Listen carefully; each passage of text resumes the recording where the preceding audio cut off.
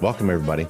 I'm Ben Gromiko from InterNACHI, and this is an InterNACHI webinar, and that's at nachi.org/webinars. And we do webinars all the time. They're free, live, open to everyone. You can register, and everyone who registers will receive a video recording. So if you miss it, no big deal. Just you can watch it later. And we're going to inspect this house. And as you can see, I inspected this house in the wintertime. So this is going to be kind of fun. Right now, it's June in the summertime, and we're going to take a look at what I do in the winter. This is a cold climate house. Here's some URLs and my name.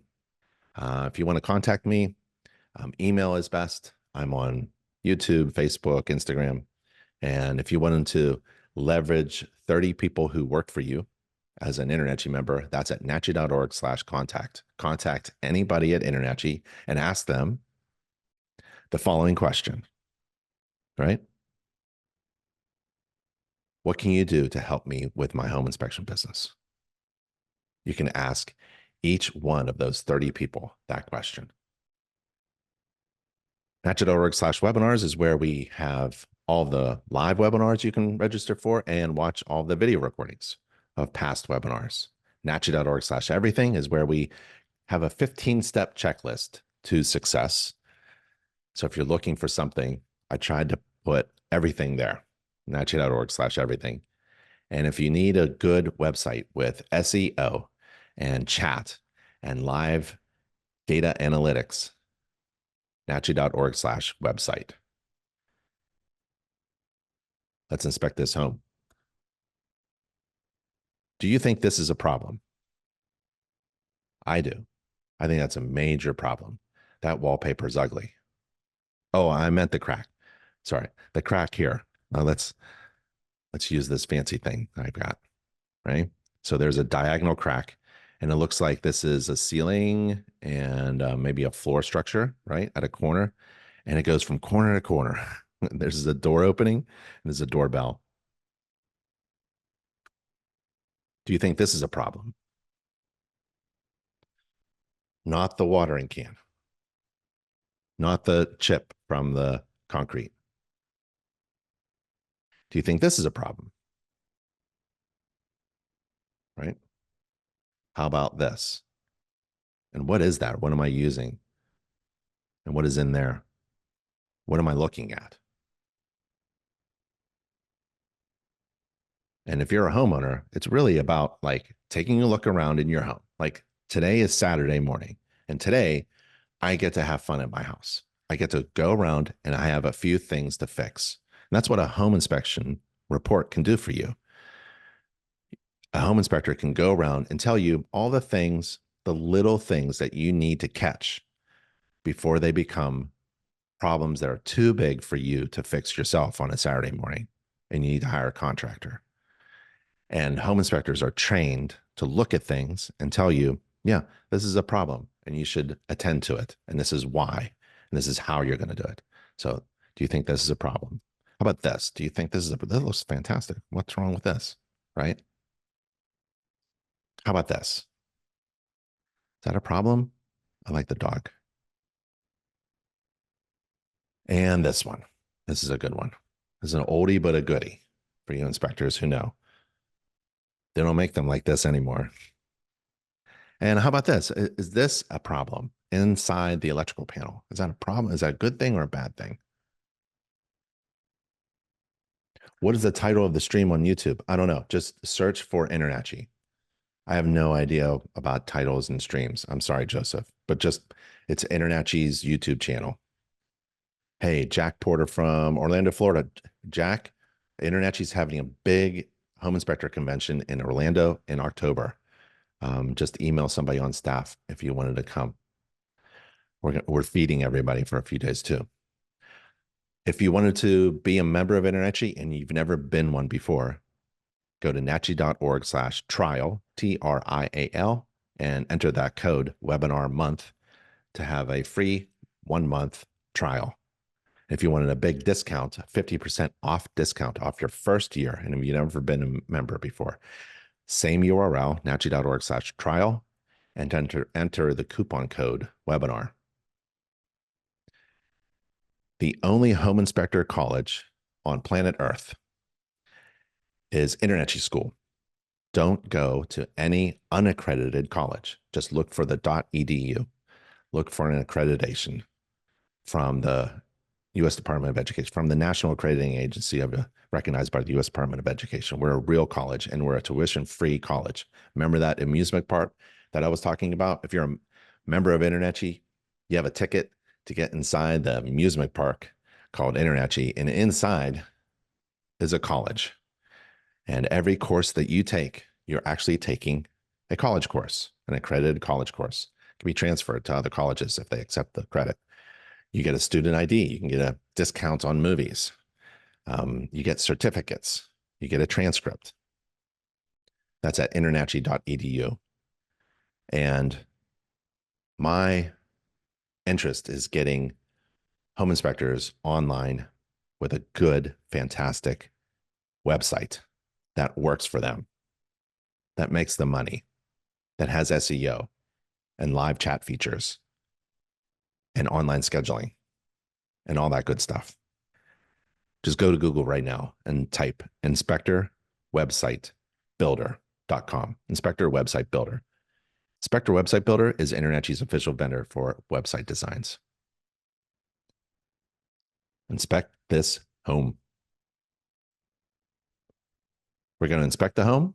We're going to learn how it works. We're going to find problems. We're going to follow a standards of practice. We're going to use inspection software. We're going to read the report. We're going to learn how to get certified. We can talk about business and marketing. You can ask questions. You can chat with each other. And I'll try to answer everyone's questions. And if you need to leave, do it.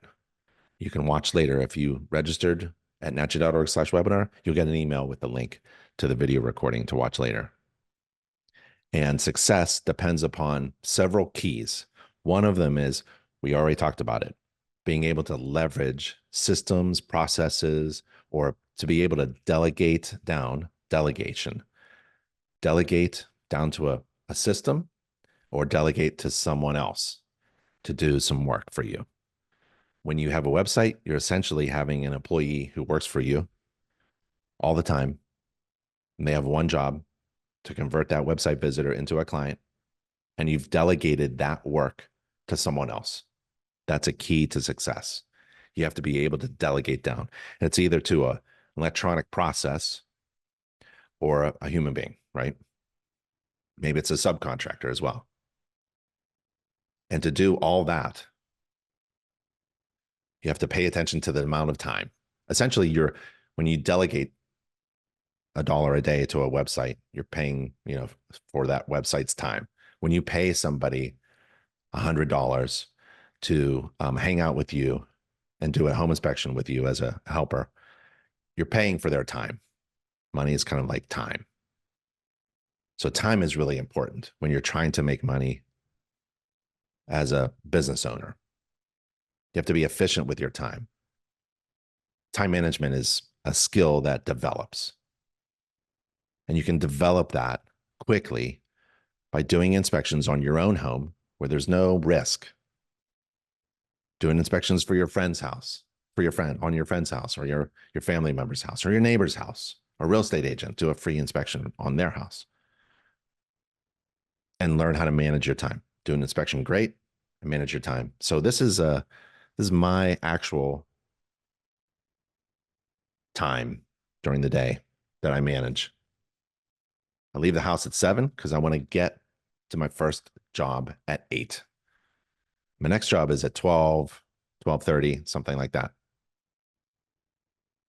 So I leave early and I get to the job early so I can inspect the roof. That's the one system where I don't want my clients following me. I don't want anybody following me. So I do that on my own. Might as well do that first. Might as well get there early. I don't need the seller to be home. Just need access. If I can get up on the roof, I will. If I can use a drone, I will. If I can use a ladder, I will, because I'm trained on ladder safety. And then 8 o'clock, I meet my clients in the driveway. Big smile, great first impression. Tell them what's going on. And I inspect the exterior with or without them. Doesn't matter. And then I do the heavy lifting. I get into the basement or the crawl space or the utility room somewhere where there's all the big systems. That's HVAC, plumbing, water supply, water draining, water heating, electrical and structure. And then I go to the attic. If I'm in the attic 2 hours after I start, I'm on time. And I know I'm going to make money because I'm managing my time well. The interior and the bathrooms, garage, laundry, kitchen, it's an hour altogether. And I end up in the kitchen. I like to end up in a place where everyone really loves to hang out, where we summarize everything.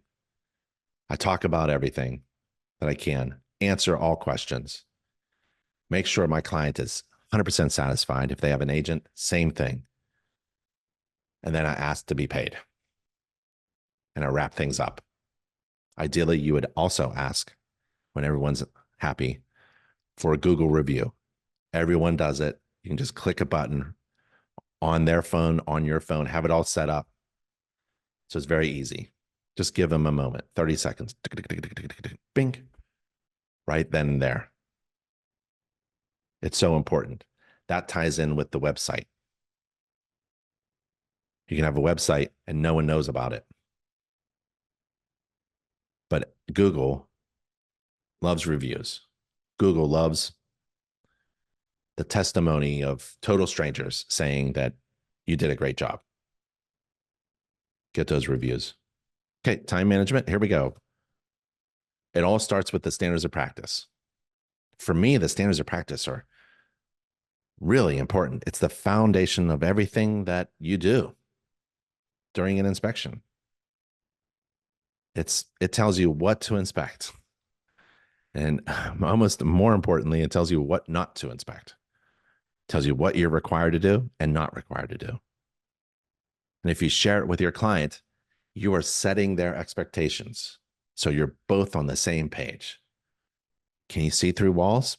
Standards of practice says you do not see through walls. And if you tell your client, hey, I don't see through walls, what do you mean? Here's my standards, right? Let's get on the same page.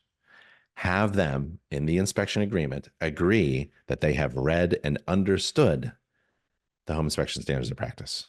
That's important.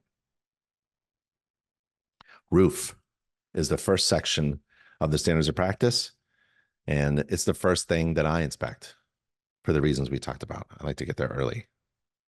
I don't like anybody following me. And it's probably the most dangerous part of the home or building inspection, the roof, because you can fall. You can fall off the second ladder and break a leg bone. You could fall off a flat roof and it be fatal. So I want to do that first. No one around. So I can think about safety every step, every grip of my hand on the ladder, if you're going to use a ladder. Same thing with a drone. You want to be safe with that thing. There's me. That must be the 28 foot. I think that's a 28 foot Louisville fiberglass ladder. I love them. They make the best. And I just want to get up on the roof. No, I'm sorry. I want to get up to the roof. I am not going to walk on this roof. And I can see that there's two reasons why. One, obvious, there's snow and ice. I'm going to slip right off. But actually, if it was a warm day and the roof was dry, I'm not going to get on it because it's a wood shingle roof. I park away from my clients. I don't park in my client's driveway. And I take pictures of the environment. Like there's a lot of snow. I can't see what's going on. Let's say that there's a septic system there and it's failing and there's a big patch of green grass, maybe even water there. I can't see things. I want my client to understand that my client and I are on the same page, that this is a restriction of my visual only inspection. I can only do so much. So the pictures are worth 1,000 words. I can't see hardly anything, but I'm going to do this inspection. I can see that some galvanic corrosion, dissimilar metals, between the steel and the aluminum. There's a chimney stack. Wish I could get up close to it. I'd love to see the top of it. I'd love to see this flashing around this vent pipe of the roof. This is another angle of the same system. I'm looking at it from the ground now. Looking at where the ends of gutters meet an exterior wall of the house or an exterior wall of the chimney. Wherever there's an end of a gutter that meets an exterior wall of a house, especially when the exterior covering, the siding, is stucco. You need a piece of flashing right here above the gutter end and above the bottom corner where the drip edge is. It's called a kick out flashing.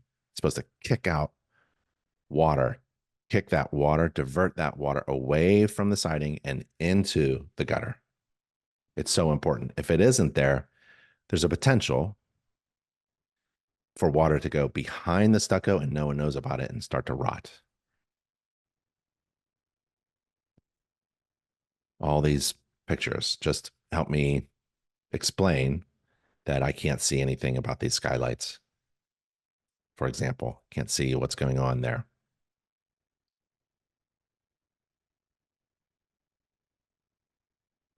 Some places where I can get up on the roof, get up to the roof, sorry.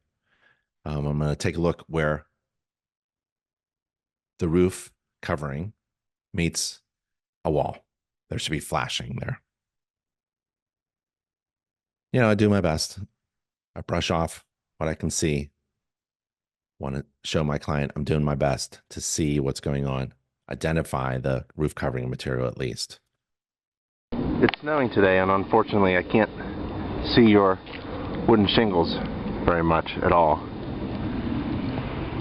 Only in areas where I was able to brush away.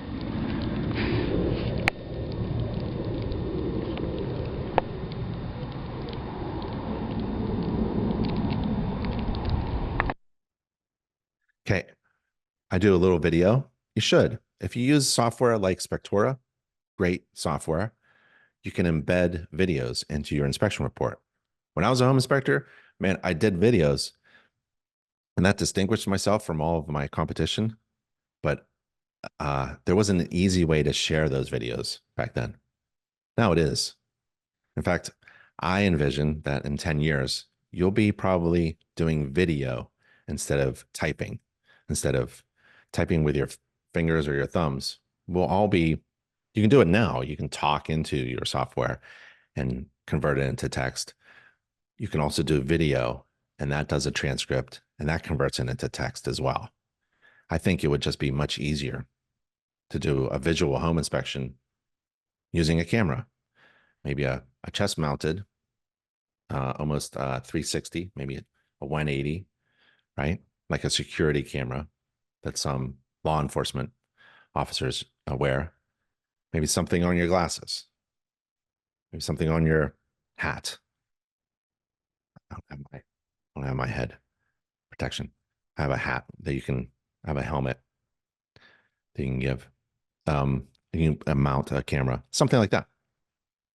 Click a button, it converts everything you said into text. And it's getting so smart that it'll convert what the video sees, a component, and it will produce text for you. So that's how I see it. Get into video. You should be doing a lot of inspection pictures and a lot of video. I mean, how, would you rather read Instagram posts or watch videos on Instagram? So lots of pictures, okay? Did I leave my client hanging like that? Nope. So we had a policy in our company to go back when there's no snow, when there's no restriction. Go back, help them out. They're in my neighborhood. I'm driving around all over the place doing, radon drop-offs and other types of inspections. I've got an extra 15, 20 minutes to grab my ladder. No one needs to be home again. Again, no one needs to be home. Let me take a look at the roof when there's no snow. So that's what we did. Several days later, It's not all melted, but it's melted enough for me to tell my client I'm confident in knowing the condition, the general condition of the roof covering materials. And now obviously you could see that it's wood shingle, wood, wood.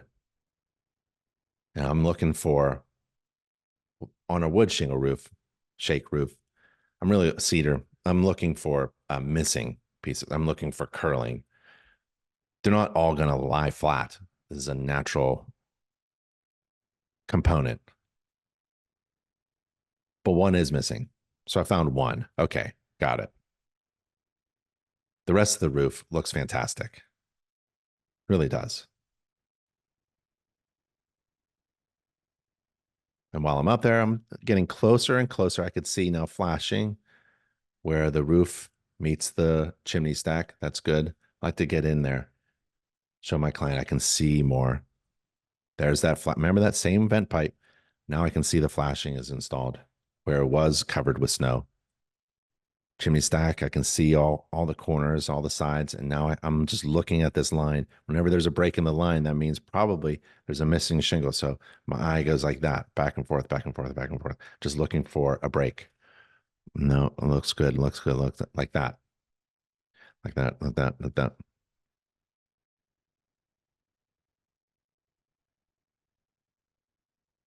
It's a good shingle. It's actually a really good shingle. If you don't know how to inspect a roof or a wood shingle roof or any type of roof with any type of roof covering material, go to any NACHI.org page, NACHI.org, click Get Started, go to Training and Education, and type in what you want to inspect.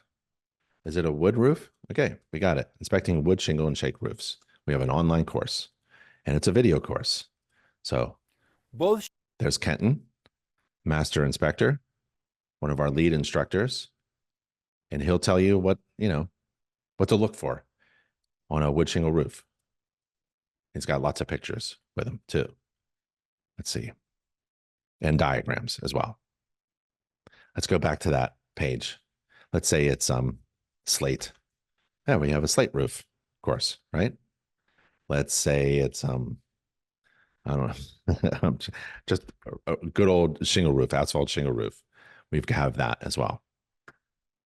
So that's InterNACHI's job.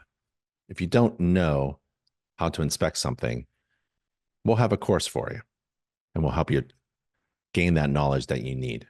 And then you take that knowledge and apply it to develop that skill, that ability into a skill. So what I did was I came back after the snow melted and I just did an addendum letter and I attached it to the original inspection report. Let's go to exterior. I'm thinking of this when I inspect the exterior of a home or a building, even a commercial building. I think of rain. Doesn't matter what climate I'm in. I could be in Arizona. I'm still going to think about rain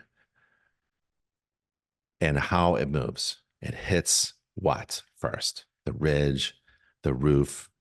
It's got to be sloped, and then it drips off and it hits the exterior wall covering and then other components. And each component where it intersects that wall, maybe there's a drainage plane or there's flashing. How does water, how is, just like we manage time, how does a house manage water? It should be designed to manage water. Home inspectors should be designed to manage their time. A house should be designed to manage water and also other things like energy. But we're talking about the exterior now. So I have this in mind. This is an illustration from InterNACHI's gallery. This could help you do better inspections if you study it. It also helps you communicate to your clients what you're looking at and how you're looking at and some things that they should be paying attention to as well. It could help boost the quality of your inspection reports. We have thousands of illustrations. I think I drew that one, so it's not very good. There are other better illustrations in our gallery. And I think of how the rain comes down from the gutters, down the downspouts, and right here is an inspection restriction. This is a typical underground drainage pipe. You can get it at the Home Depot or Lowe's. and it's connected here. Sometimes it's loose here, and you should watch for overflow. There could be erosion around here. If there's like landscaping chips or mulch, it will be washed away. If it's not, it's draining through. Here's another component. I cannot comment on things that I cannot see. I can comment on this. This should be diverted away from the house. You want to have downspouts discharging a lot of rainwater far away from the house, and even the ground sloped away from the house. It's going underground. So I look for the gutter, the downspout attachment, and then it comes down the house. And remember, there's this part where every end of a gutter that comes in contact with exterior siding, stucco especially, there should be a kickout flashing here. So I'm looking at that. That is a problem. We have a problem here. If you zoom in, there's no kickout flashing. I'm not sure how much water is coming down this, but what if there is a lot of water? What would it look like? What would it do? That flashing should be right there, and it should be kicking out that water from the wall into the gutter. And what would happen is you'll see watermarks below this area, either inside or outside, or below this area at the very bottom of the wall where it's unfinished, maybe down in the basement or crawl space. And you'll see effects of water, like cracking, staining. I don't care too much about staining. That's cosmetic, but cracking of the exterior covering caused by water, that's something I'm interested in. They have these covers over window wells. There's a window in here, so I know I've got probably a basement. Crawl spaces usually the windows are above grade, not necessarily, but this is probably a basement. It's really just a guess, but I looked it up on the listing, so I know it's a basement. But you can see vegetation, so you can see the leaves wanting to get out. There's a lot growing on in there, and it just wants to come out. So we should let them out. Should clean all that up. Shouldn't have vegetation growing in a window well. And kind of defeats the purpose of keeping things dry around your basement windows. And these areas here, they're screwed into the stucco. Tap them with some sealant. This is a water path. I don't know how much water, probably none, right? But it's a water entry point. And there's a water entry point. We're in the window well, which is made out of plastic, a few dollars, could be replaced, or, doesn't have to be. It's cracked here. Just little minor things. These are not major things. I would say the missing shingle on the roof is a major thing. It's major because most homeowners can't get up on the roof and fix a wood shingle roof or any kind of roof. They can't do any kind of repairs on a roof. So major is where you need a contractor. Minor is where you can, if you want to, get a screwdriver, pop these screws out, replace it with a new window well. Clean the window well look at the tree growing out of the window. This is a tree. There's a tree growing out of the window well. That's fun.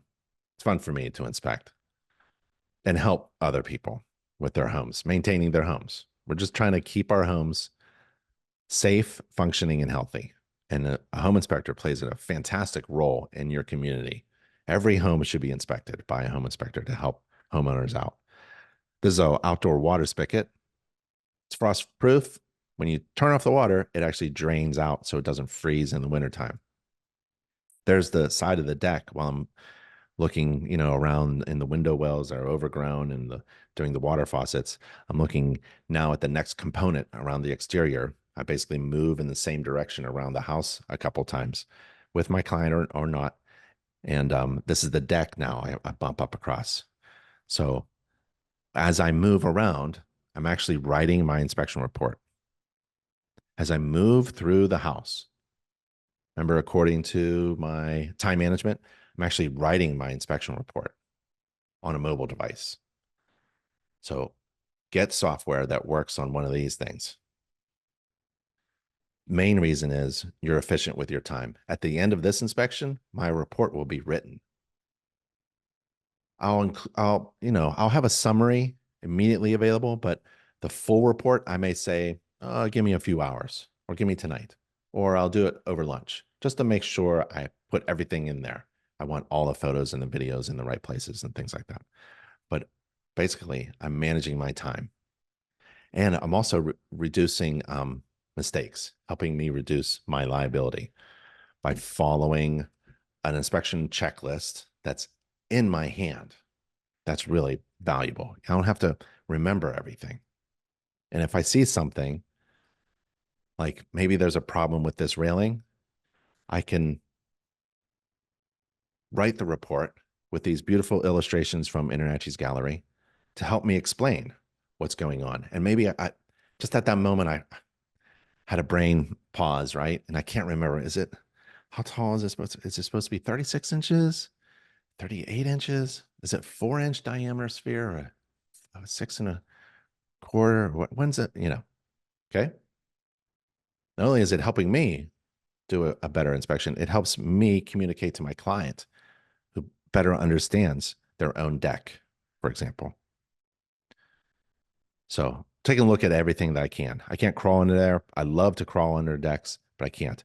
I love to see where the deck floorboards or ledger board attaches to the house. I want to see flashing there. I can't really see. It looks okay. Looks pretty good. Looks like it's separated. It's not grooved into the stucco. The stucco isn't draining. I'm not sure what's going on, but looks okay. Looks good. I'm not sure if they attached it on top of the stucco. Looks like they did. Not a good idea. I'm not going to call it out. I'm just going to look for the flashing areas and see if we have any moisture problems. And it's covered with snow anyway. So I get my broom out. I have a hand broom for the roof and other areas, and I have a stick broom to sweep things. Excuse me. So I can't see everything, but I broom it off, do my best. Okay, then now I'm moving. I keep moving around. So this is the exterior over the deck. They have a canopy attachment. I'm not an expert on canopy attachment. I'm just going to take a look. I'm not even sure if it even works, or I'm not even sure how it works. Doesn't matter. It's not in my standards of practice, and I'm going to just disclaim it. What I am going to inspect and help my client with are, because they probably won't call me about this canopy attachment thingy. They'll just ask the seller. I'll put it in the report as this is a component that you should ask the seller for more information because it's not part of my inspection. That's a standard statement I say a lot, right? What I am going to put in the report is this loose, I don't know if you saw it, loose window screen. This is something my clients call me about. Drives me crazy because this is kind of minor, a loose window screen. So I have a little check mark. Okay, loose window screen. I'm trying to find big major problems for my client, and they pick on loose window screens.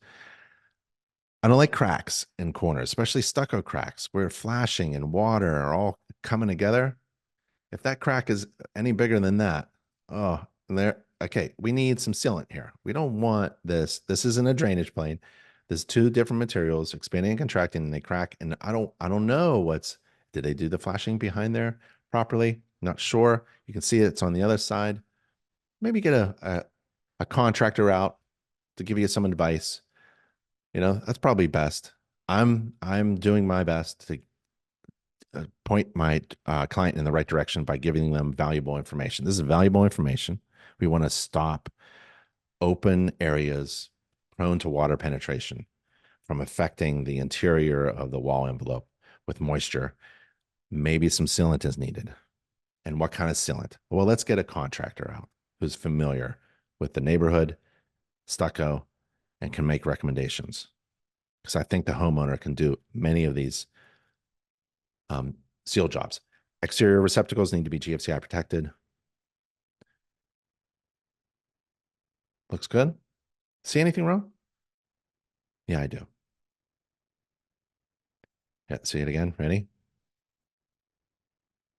That's water coming down this little thing, right? The little roof here. And there's no gutter. So it drains and it just causes cosmetic issue on the outside, but there's no kick out either. So if there's water on the outside, there I'm not saying there is, could be water on the inside of the wall that no one knows about. And we don't want that. And where does it come? It just drains down. Probably every rainstorm makes stains on the wall. Drives some people nuts. Got any problems here other than the dog eating something? But this step is too high. This step is 10 inches high. So this is a trip hazard, especially if you're coming out. Coming up, you're gonna like kick it and then trip forwards. That's not too bad because you know, but coming down, people really fall. You know, they're expecting the floor to be right there and it isn't, and then they go down. So that's me brooming again, just trying to see if there are any trip hazards on the walks. That's me brooming the asphalt driveway, trying to see if there's anything going on. There's a crack that was sealed in the concrete walk. No big deal. But again, that step there is the hazard. And it's a pretty good one, 10 inches, right? There's the door to the left, door to the right, more window stuff. There we go. That's an opening that needs to be attended to, don't you think? We don't want a hole in our exterior wall materials. It's supposed to be water resistant, waterproof stuff. There's a detail that's has mesh, exposed mesh. Looks like they maybe didn't do this well enough. It wasn't thick enough or something. Or maybe this was damaged. Maybe a ball hit this corner. So we want that to be repaired too. So now we have a couple areas, contractor can come and make sure this is sealed up too. And we've got this problem here. You can see like staining on the outside. It's pretty easy for me to see, but I'm trying to explain to my client that this is water.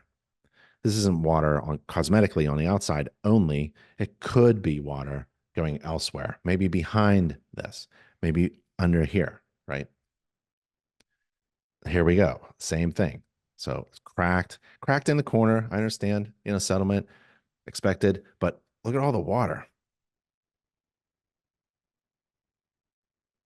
Look at all that water getting in there. So I've got a moisture meter. We're going to run some moisture meters at the corners of these windows on the inside and at the baseboard band rim joist down in the basement. See if water came all the way down there. See if water is traveling down through here, right? Hey, Jose, I see your hand up. Here's more. I think it wasn't damaged. It just wasn't finished. Like this stucco detail here. This is I can see mesh here, you know. So it's kind of like I have some stucco concerns, right? This is good information for my client. I'm providing, my job is to, in wintertime, you really pop this off so it doesn't burst. In the, my job is to provide my client valuable information so that they can make smart decisions. That's my whole job. And then on the other side, the perspective of my client is the perceived value of that information that I provide, is the perceived value of the service that I provide overwhelmingly valuable in relation to the cost? It's overwhelmingly valuable in relation to the cost. Your goal as a home inspector is to overwhelm your clients with value, even perceived value in marketing in relation to the cost. So if I can find thousands of dollars of things to go fix in relation to the cost of getting that information, that's a pretty good deal for my client. This is a vent there for the fireplace. That's a garage door bottom on the left, bottom on the right. The downspout is just dumping right next to the garage floor. So that's not good. We don't want that settlement. And there's more, no kick out there. And it's causing cracking. You can see these are pieces I can put my finger in there and grab that piece and pull it right out. Looks pretty good, right? stone, more water. Look at that large crack there. A dent in the screen. Stone, stone. Looks pretty good, right? What about that one? Yeah, that needs to be, that's probably just an entry for a squirrel or a mouse or something like that. Some areas of the stucco exterior need to be repaired at that detail of the window there and underneath the gutter. And that's at the window by the garage door. And then in the front of the house, some stucco here at the bottom corner of the window and above. This looks like the lawn sprinkler system. Gas meter, a plumber shut-off valve. Don't worry about the surface rust, that's okay. Here's the electric meter box secured to the house. The electric line looks good. Underground conduit looks good. And it's grounded to a rod. Very high step. 10 inches here at the front entry, so watch your step. The deck appears to be in good shape. I brushed off the snow a little bit. The railings are sturdy. No major wood rot that I can see. The electric receptacles are live and also protected by a GFCI. If these are dead, reset button is in the garage. Behind the bushes here is the air conditioner unit and water faucet. The AC unit, 4-ton unit, 16 years old. So it's approaching the end of its service. Okay, so you get it, right? So I love video. I love showing my clients, because I think my client was at the inspection, but she wanted to just stay inside because it's cold outside. So I did some exterior videos for my client. And then I played those videos for my client before we shook hands and left, so that they had all the information I could possibly give them. I see questions and comments. It's really cool. Talking about software. Let's see. John asks, can you create a collage to tell a story of a defect? Yeah, I have. If I find a defect, man, there's 10 pictures for sure. And then you can throw in as many pictures as you want in your software. How would the infrared camera do on that outdoor moisture meter? Not good at all. It's so cold outside, right? So what you want to do is learn how to use an infrared camera and a moisture meter. They're companions, by the way. You don't use one without the other. Well, you don't use an infrared camera without a moisture meter. And infrared camera will show you anomalies. And it only shows you the temperature differences on the surfaces, essentially, right? So if you're outside, everything's going to be kind of cold. So what you want to do is to find moisture. There's a few tricks, and we have a couple really good infrared courses, and they're all video. I want to show you where they are. Again, NACHI.org. You go to any NACHI.org page.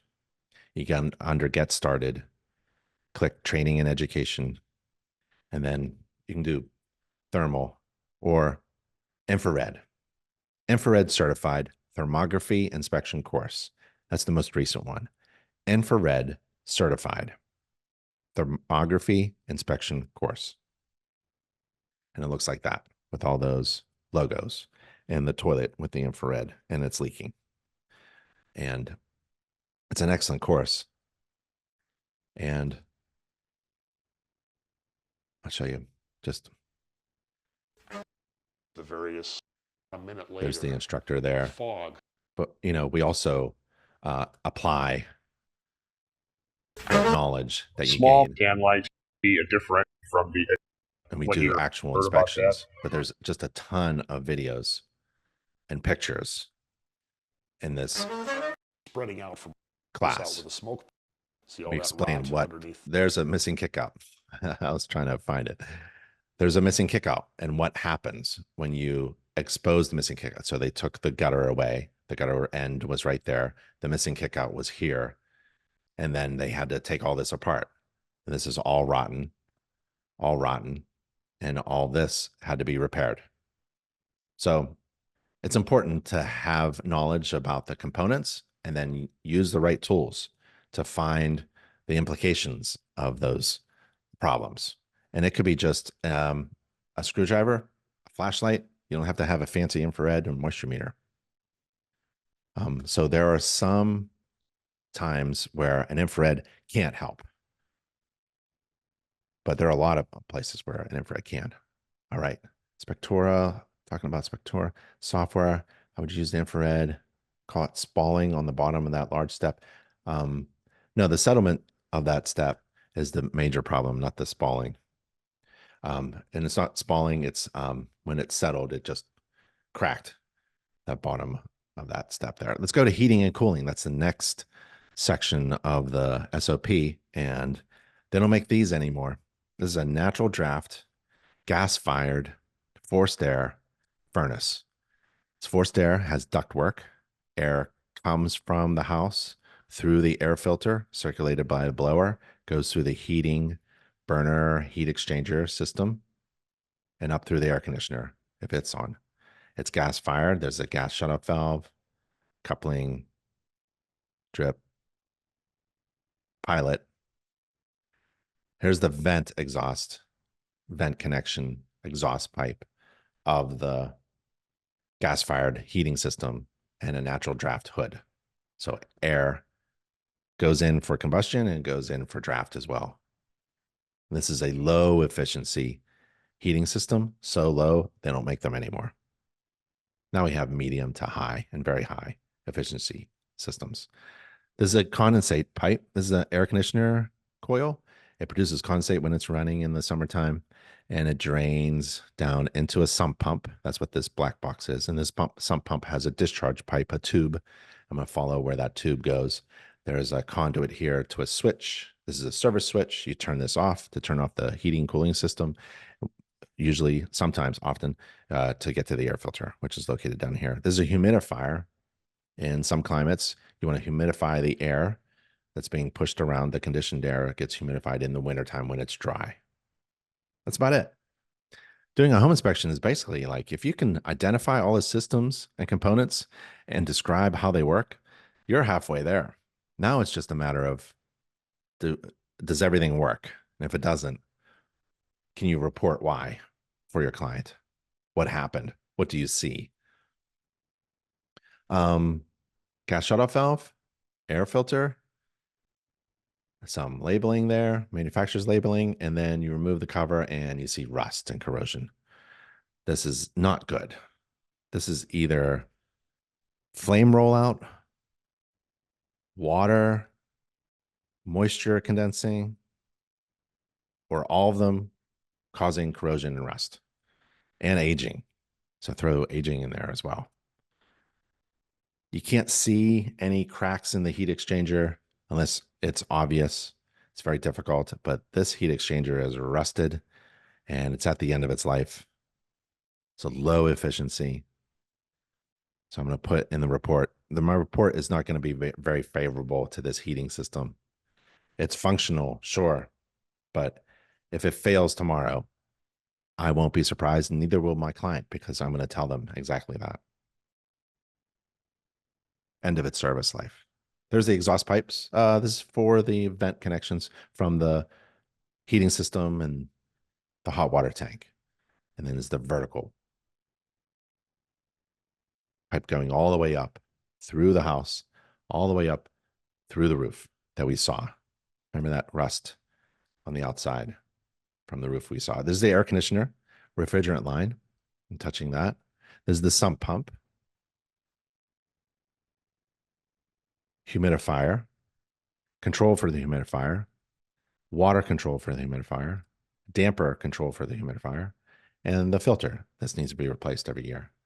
And if it hasn't been serviced and cleaned, like in this label, I'm going to recommend that it be serviced and cleaned. That's one of the tricks as a home inspector. If it hasn't been serviced and cleaned in a year, just make that recommendation. And most sellers during a real estate transaction are going to be acceptable to that.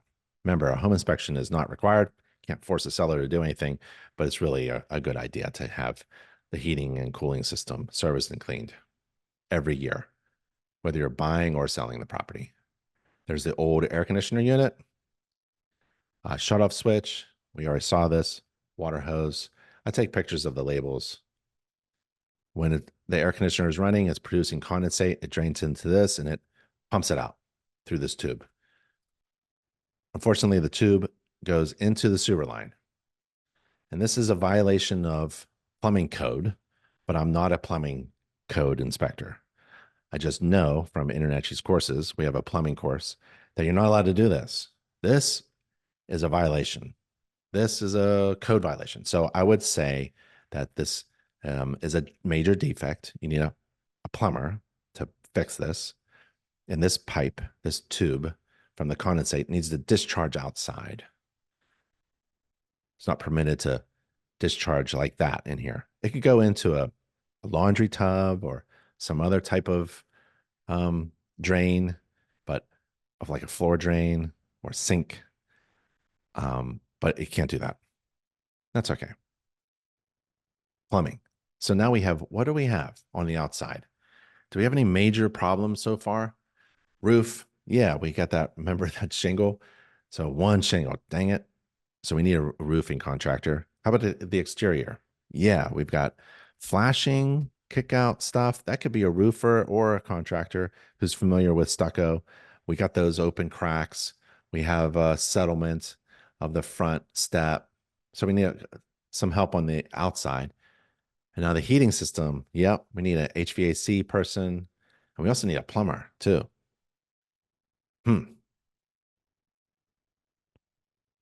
Here's the water coming into the house, water meter there, water supply, water shutoff valve, and then drain. So when I do an inspection, I think of water coming in and water going out.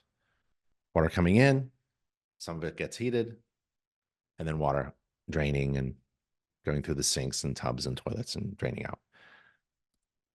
And there's a clean out just before it goes outside, just in case there's a clog or something. They'll do a sewer scope through one of those. And looking around at all the plumbing fixtures, looks like we have, that looks like a shower. Pretty sure it's a shower and it's leaking. Okay, so we need a plumber, not just for the condensate tube. Now we have an active water leak. Well, is it active? According to the standards of practice, I'm required to report upon active water leaks. Technically, it's dry. Now, an active water leak doesn't mean it's not dripping on your head, right? This is an active plumbing leak. It's obvious.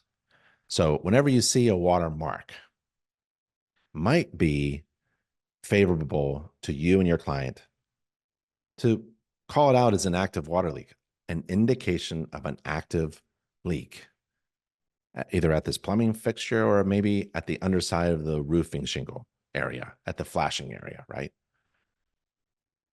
And then have someone say, no, it's perfectly dry. It's perfectly fine. This is not perfectly fine. Even if it's dry, there's a problem. So whenever I see as a home inspector, during a home inspection, during a real estate transaction, a water stain or a couple of water marks on the ceiling of a second floor bedroom, I'm calling it out as an indication of an active roof leak. They knew I was coming. They could have painted it over, but maybe they don't know. A lot of sellers don't know the condition of their homes. They don't actually know that there's a problem. You may think like, oh, the seller doesn't even disclose that there's a roof leak. Most people don't even know. Now, most homes don't have major problems. Some do. Again, that's a reason to get your home inspected. No one knew about this plumbing leak. For some reason, no one knew, and no one was fixing it. You got to fix these things. Is it going to flood the basement? No, but it's a plumbing leak that needs to be fixed. This is what it's supposed to look like. This is clean. This is a tub. You can see a tub here. There's a drain pipe. There's nothing leaking here, right? This is a leak. That's good. Some strange things going on with the plumbing. Looks like maybe the plumber or the homeowner or something was doing some things. This is interesting where he got the flexible stainless steel to the fixtures. Looks like maybe a tub upstairs or a sink or something. Interesting installation.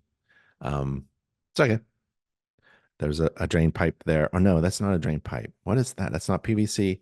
There's a central vacuum system.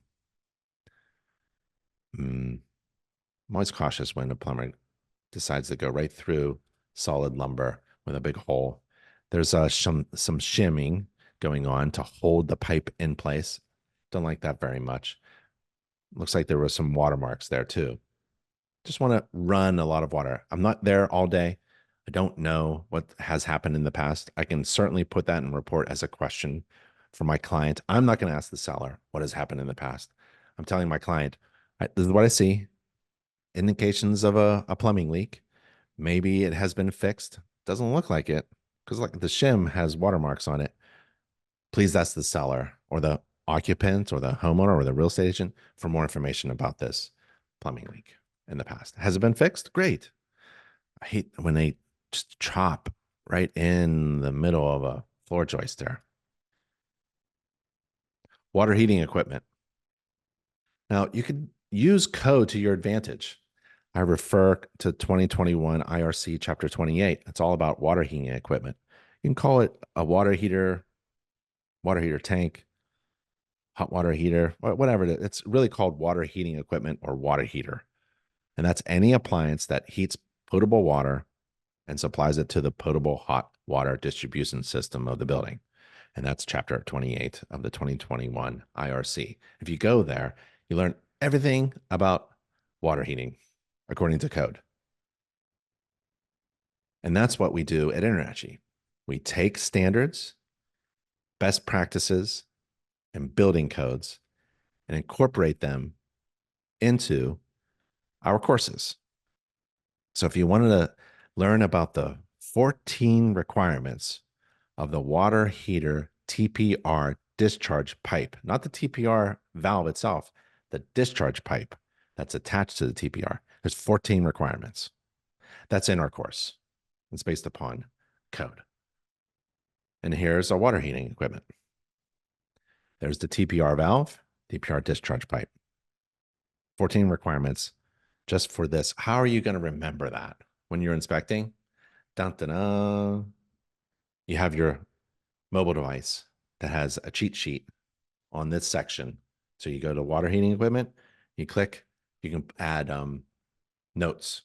I think it's a note reminders at the top about the 14 things about the TPR discharge pipe. I take a picture of the manufacturing label, has all kinds of stuff, but basically the capacity of the water tank is what I'm shooting for. Who installed it when. I don't turn any of that. I just put my hand on there. That's how you turn it. And I'm going to keep it that way, right? So someone's on vacation, looks like. On vacation mode. Got it. Water is coming in. Oh, sorry. Fuel's coming in. It's a gas-fired hot water tank. Water's coming in through a shutoff valve. There's a TPR valve, discharge pipe. The bottom of the tank, FVIR, safety device for the hot water tank. And it looks very clean on the bottom. Basement foundation structure. Next one. It's all based upon the standards of practice, nachi.org/SOP. Also would like to know what the white is on the copper pipe. The white is on the copper pipe. Copper pipe? Like that? Oh, yeah. A leak, right? The deposits left behind. That's, a drip. Could be copper, but that's like, calcification, maybe. So, see, Jose out with infrared. No, okay. Nobody on YouTube. No one's saying anything on YouTube. Hope it's still live on YouTube. Basement. Pretty clean basement. This is a really nice inspection. I love a clean basement. Fantastic. Poured reinforced concrete wall, painted white. Fantastic. That's great. Let's see if I can find any. Well, the major thing would be like a crack that has water coming through. That's what I don't want. Those are easy to fix with epoxy, but that's what I'm going to look for. Floor joists look great. Bridging. Whoops. So we got a sump pump, but it's filled with water. I took the lid off and it's just filled with standing water. That should be pumped out, right? There's the underground drainage pipes collecting any kind of water that may be underneath the basement concrete floor in the gravel layer. and it just drains in here. Let's put a pump in there, so that the indoor air quality issues are taken care of, right? We don't want standing water. You got a receptacle right there. That's the doorbell. Uh, See a crack in the corner of the basement. Common hairline, no displacement, no large openings, some water on top of the paint, right? So maybe during a rainstorm, it leaks. Maybe, maybe not. This is an easy fix. Epoxy. They'll inject epoxy there, and the strength of the epoxy is stronger than the concrete itself. Pretty cool. So it's a structural repair. It's not silicone.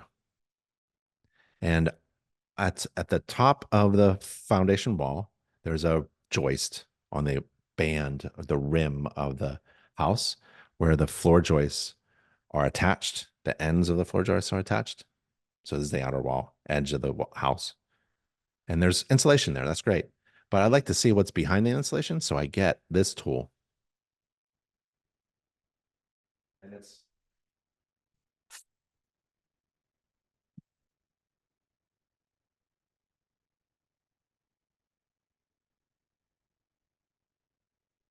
And it's a not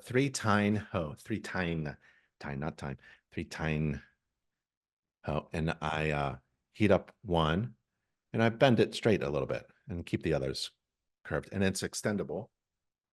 So let me see. So, okay. Right. Now I can reach things. I can reach very far. Right. And I can pull insulation and I can put it right back. I can pull insulation, look behind it, and I can put it right back. I can tap things. I can tap, like see if it sounds good. It's like a prick test. See if the wood sounds good. See if the wood sounds good. And then if I see watermarks, I can use this device. And this is kind of handy because it's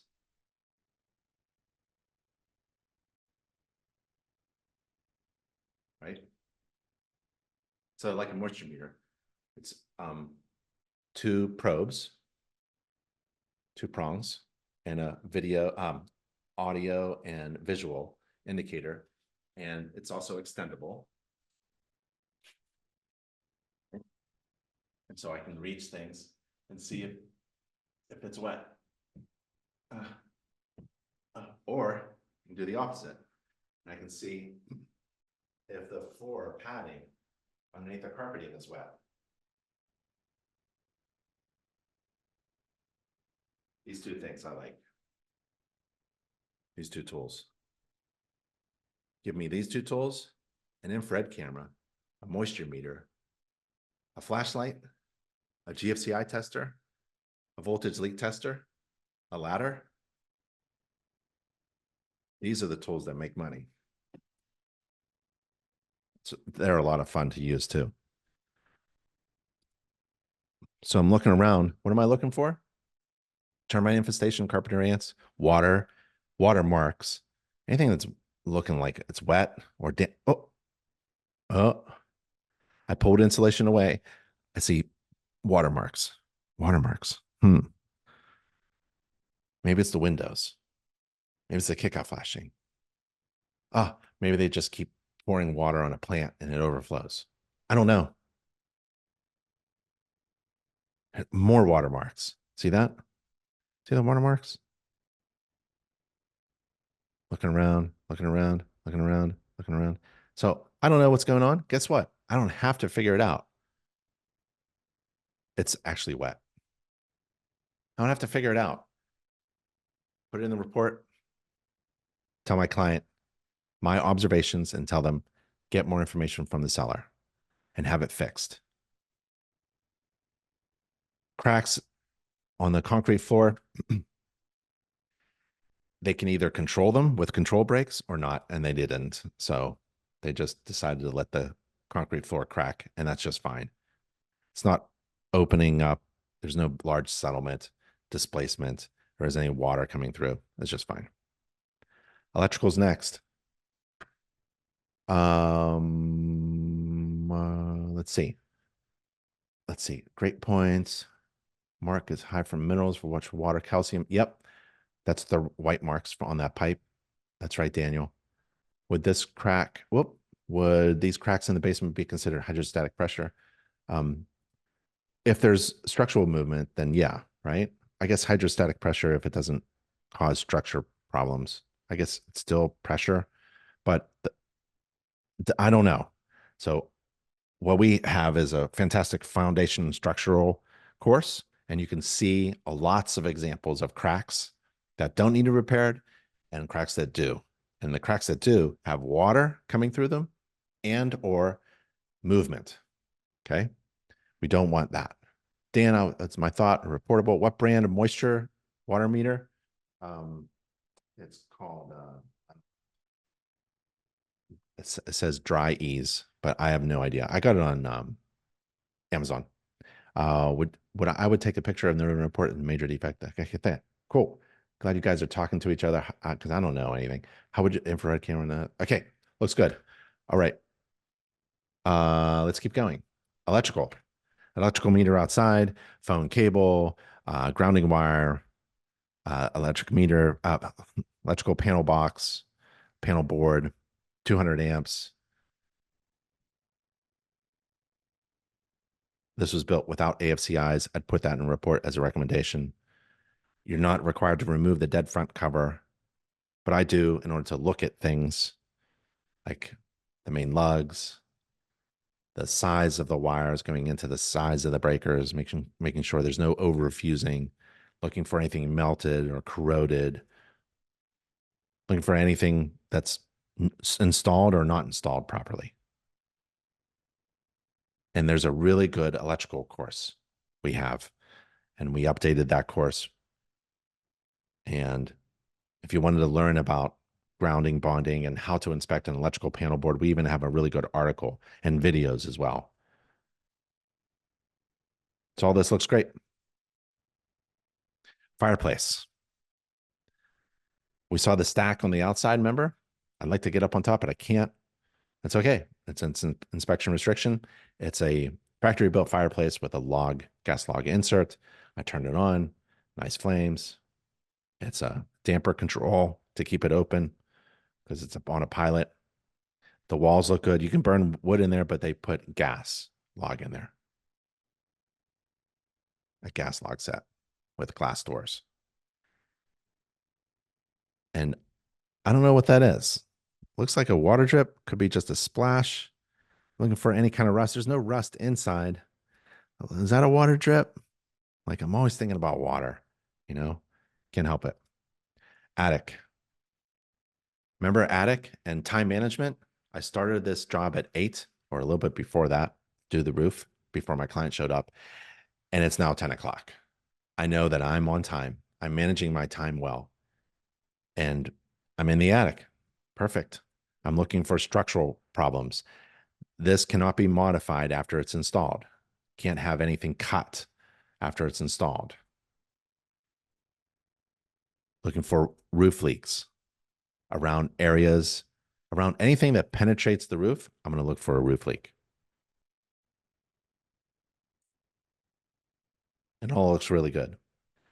Soffit vents, soffit trays, ventilation. This is insulation. I can't, it's an inspection restriction. I don't want to walk in the attic really because there's no flooring for me. But I'll take a look around as much as I possibly can to give my client enough information that they may need. Approximate depth of the insulation. It's all blown in insulation. Looks really good. Nice and fluffy. Okay, I don't have any watermarks or any problems in the attic. Ridge vent. Okay, main bathroom upstairs. Now I'm in the interior. Should take me about 15 minutes to get to the kitchen. That's where I'm heading, remember? I'm heading to the kitchen. Flush all the toilets, run all the sinks, hot and cold water, look at for P-traps, any leaks at the valves, any leaks at the drainage pipes. The drainage pipes should not crush or fall apart in my hand, neither should the valves. I'm in the shower. I go in there before I run water. I push on the walls just like you would if you happen to lose your balance in the shower. You slip a little bit, picking up the soap, and your elbow goes into the wall. I want to make sure that there's nothing that's going to prevent that nothing's damaged. Water damage behind a tiled shower wall is impossible to see without pushing on it. I push on it, I hit it, I smack it, I punch it, I wiggle it, all kinds of stuff. I direct water where you wouldn't normally direct. I try to direct shower water into the corners. I try to make it fail. I'm there to make this leak. If I can make it leak, I have found a defect. I try to make things fail. I try to make things leak. I try to break things using normal operating controls. If I grab this and it breaks into my hand, that's a good thing. I found this problem.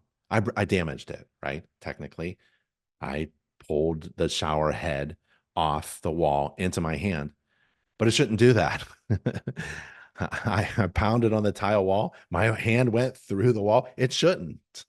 It shouldn't do. I should be allowed to push on my tile wall, especially if there's no grab bars or handlebars and I need assistance. I'm going to use this wall to hold my body. It's like this. It's exactly like shaking a deck railing, pulling on a deck railing, or pushing on a deck railing. It should hold you. It has to. And if the deck railing falls to the ground and you damaged it, good job. See my point?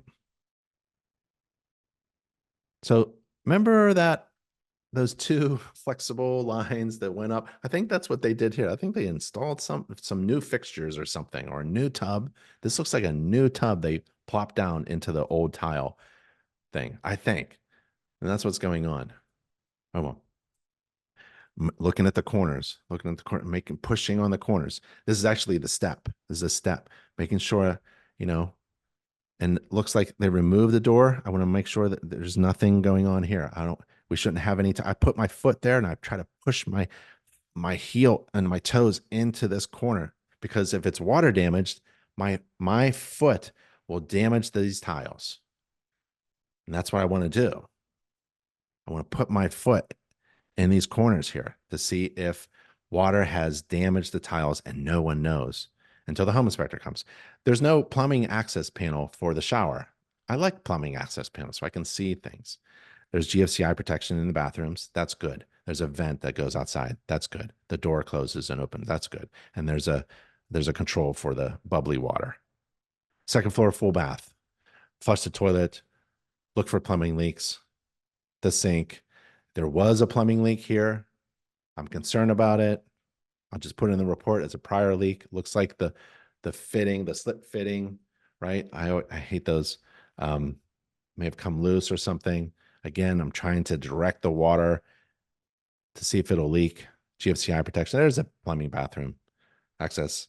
Sometimes you'll see watermarks and things, and no one knows until you open up that plumbing access panel. You're not required to, but you can.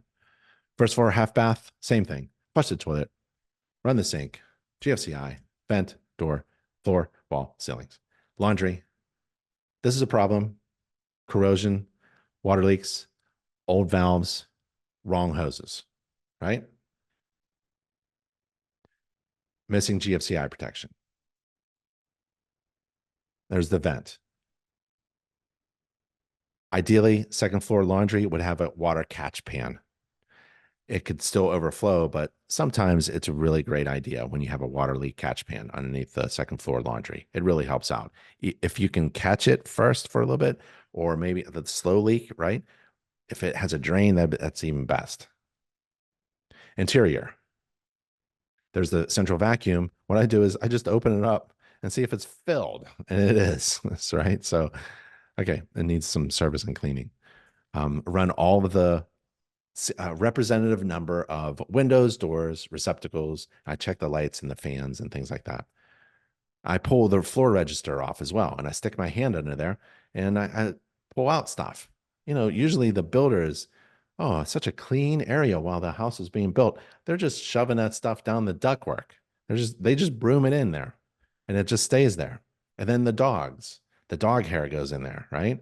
And there's insects and all that stuff. But so a lot of people nowadays, for some reason, they're highly allergic to indoor air quality issues. We're very sensitive now. So my clients are very sensitive to things. And if they get a picture of what's, the furnace is are the lungs of the house.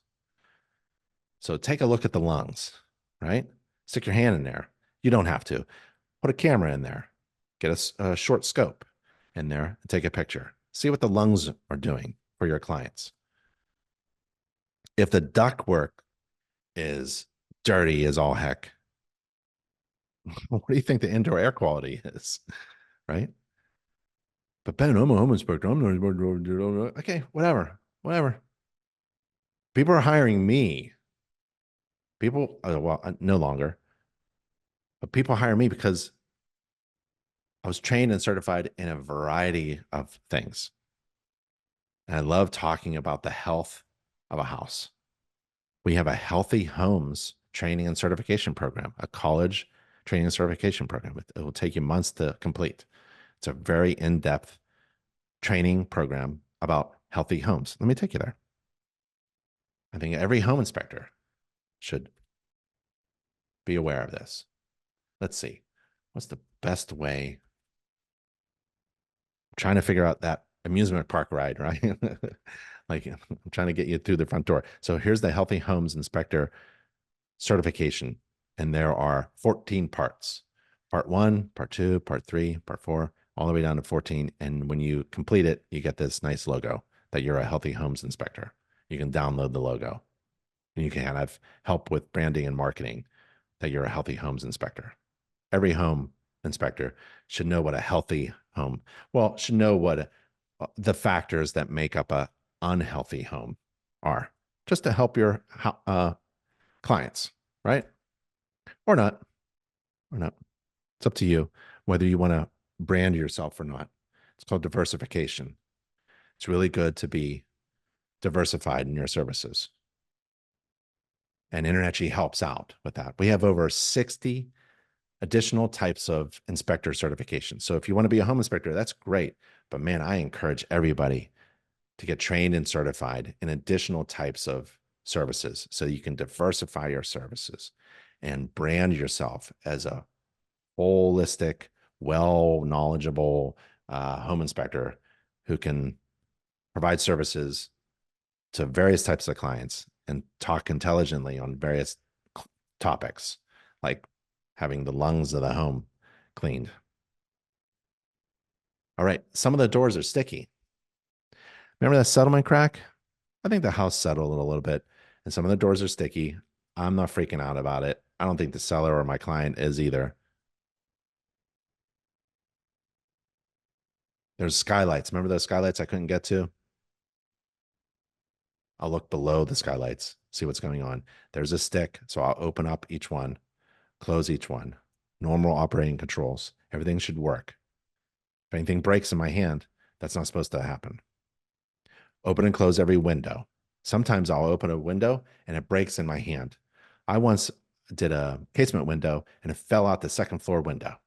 The second floor bedroom window fell out and landed in the landscaping below me. Thank God no one was below me. Yeah. Now, someone would say, well, you damaged the window and you got to repair it. Nope. Nope. I found the problem using normal operating controls. Did I damage it? I guess so. It wasn't wasn't anything else that put that window in the landscaping 20 feet below. That was me. But it's a good thing. I opened that window while I did. Find those problems for your clients. Like this little guy. This is supposed to be a spring operated little ball that pushes up and kind of locks in the door. It didn't work.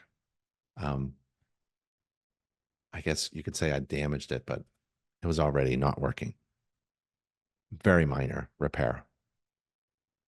Take pictures all over the place so that when someone says, hey, did you see the the large stain on the floor of the entry. I'll be like, well, let me take a look. It was covered by a carpet, right? Or, hey, was there a carpeting in the dining room area? Nope, there wasn't. Or was there carpeting on the stairs when we did the inspection? Yes, there was. Was that working at the time? Were all the light bulbs working at the time of the big chandelier at the time of the inspection? Yes, they were.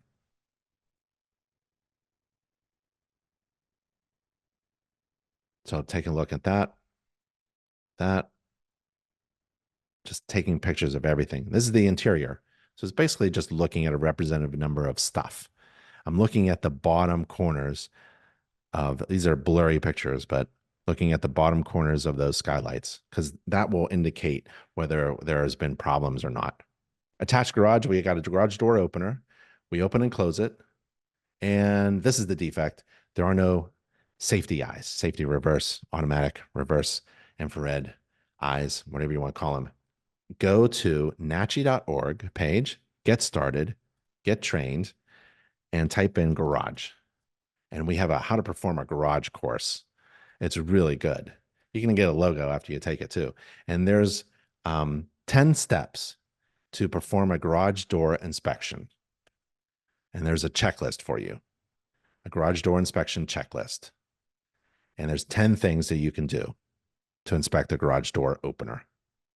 So if you wanted to have that in your hand, that checklist, while you're performing a garage door opening inspection checklist, that's fantastic. It's a fantastic resource, really good resource. And this is a defect. It's supposed to be a safety feature there, and it's missing. Can't see everything, but I'm looking around, using my flashlight, getting into the corners. There we go, using a flashlight, looking for that termite infestation, looking for that moisture intrusion, looking for the fastening of the bottom plate to the foundation, looking for bolts, some water stains here. Is it from the stucco on the outside? Possibly, because this is the bottom of the wall, and above this is a missing kickout area. I'm trying to piece these things together. Look at that. What is going on there? This looks like this is not a watermark from the inside out. This is a watermark from the outside in.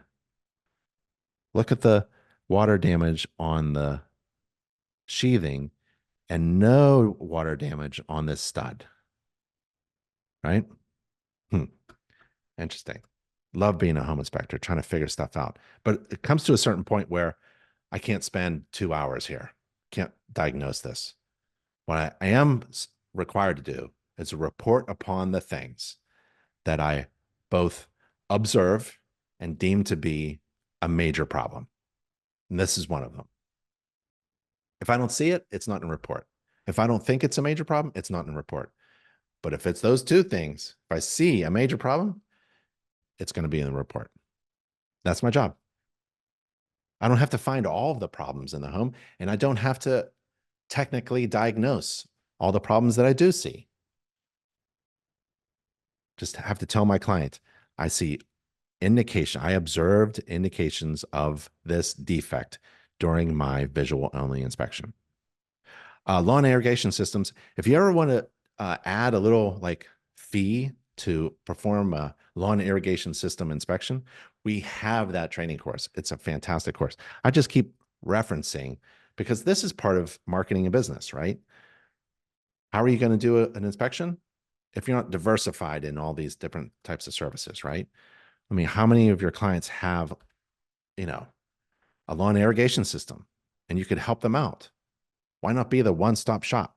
So go to the lawn irrigation system course and log in, enter your license number if you need to.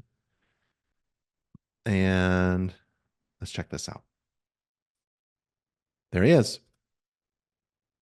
Landscape and irrigation system. So that's Jim, and he's going to show you how to, I love his hat. He's going to show you how to do an irrigation system inspection, especially what is all that stuff, right? What is that? And how do you pull it apart? And then all those valves and stuff and all these things that you see in the box, in the yard, what do they do?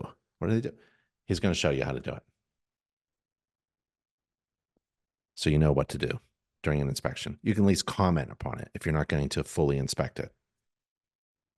And there's GFCI. I hate GFCIs in the garage that have something plugged into it, like a refrigerator. Oh, make sure you reset the GFCI in the garage into which the refrigerator is plugged in, right?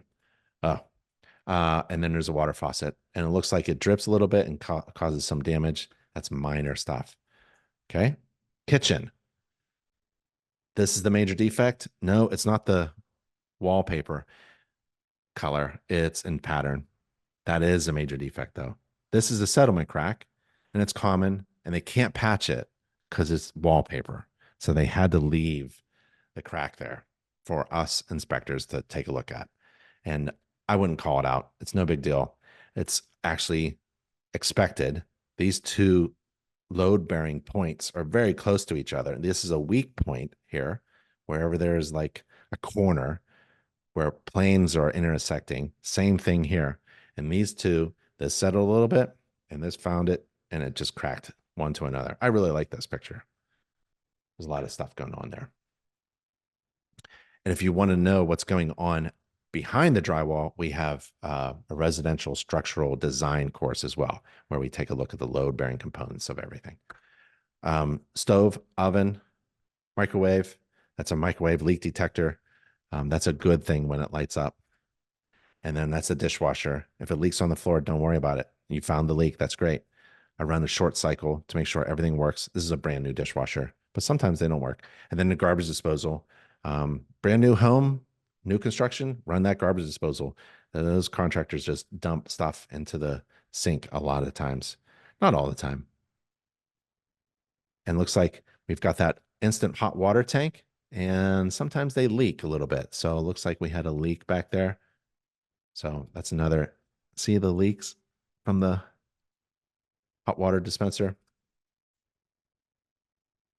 GFCI protection, no GFCI protection. We were missing GFCI protection at the kitchen counter receptacles. All kitchen counter receptacles and more need to be protected by GFCI. Report summary. I do a report summary. There were 2 pages on that one. No pictures, just straight shooting. Here's what needs to be fixed. Take this list to Home Depot, Lowe's, and start working on those things, or call a contractor. Termite inspection report, didn't see anything. There's a little 10 reasons why termites invade. And then the full inspection report, there it is.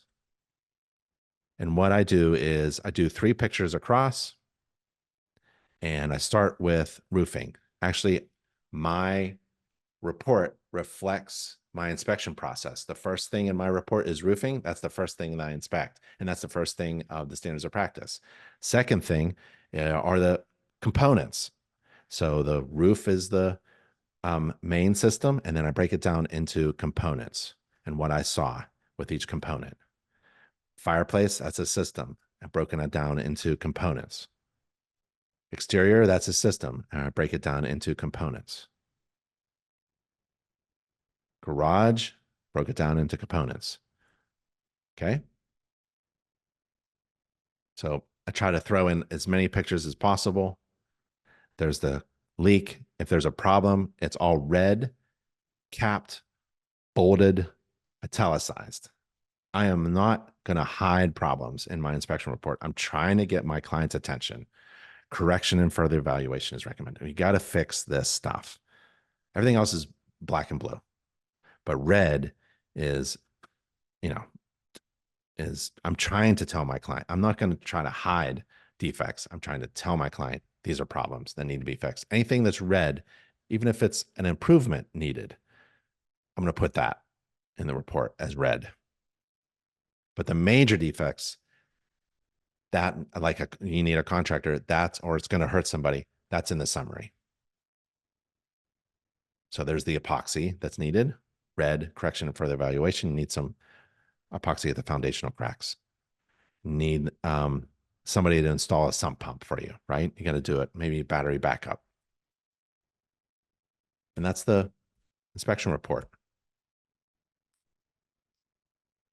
There's the kitchen. little abbreviation of the standards of practice. Here's illustrations. You can put illustrations to boost your inspection report looking and the information you provide to your clients from InterNACHI's illustration gallery. It's free, downloadable to everybody who's an inspector. And then there's a report conclusion and walkthrough. I tell them about the pre-closing walkthrough. If I haven't scheduled it already, I'm going to remind them that just before you sign on the line, like, you have a right to go back in, especially if we find problems and they're going to promise to fix them. We can go back in just before closing. Closing starts at, let's say 1, we go in at noon. It only take less than an hour to look at the things that we found before.